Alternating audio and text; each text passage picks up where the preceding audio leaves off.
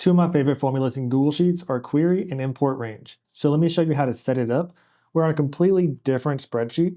I can pull from this roster all active associates, and it will update automatically based off of the live data. So right here, we have a new spreadsheet, and the first thing we need is import range. So I'm going to type equals import range, and then we need the URL of the spreadsheet we want to import. So you can do it one of two ways. One, you can go to the spreadsheet you want to pull from and copy the URL. Then inside quotes, you can paste it. We'll put a comma, and then we need the name of the tab with an exclamation point, and then we need the range that we want to pull. So we need A through D. So inside quotes, I'll simply put roster, exclamation point, A:D, close parentheses, and press enter.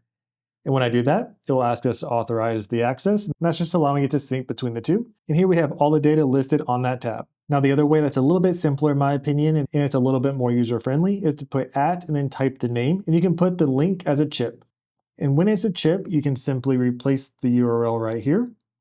And instead, all you have to do is reference the cell that contains the URL. And just like that, it works the same exact way. It's just a little clearer where it's coming from. Now, where query comes in is we can go ahead and say query, open parentheses.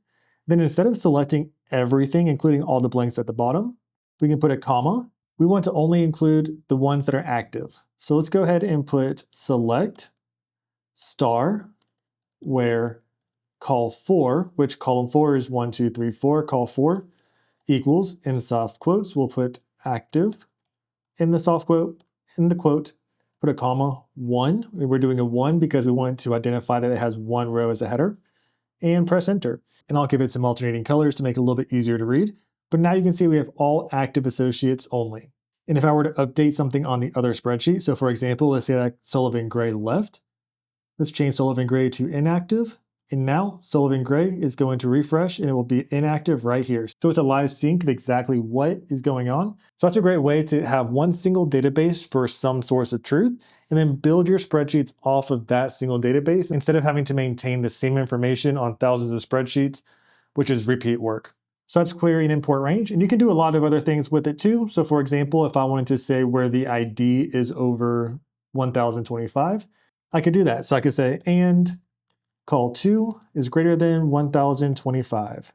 I'll press enter, and it's going to give me exactly that. So you can do a lot of cool things with this. And like I said, it's going straight from that central database. If you want to see more on query and or import range, I have full tutorials showing exactly how to use both on my YouTube channel. So make sure to check that out.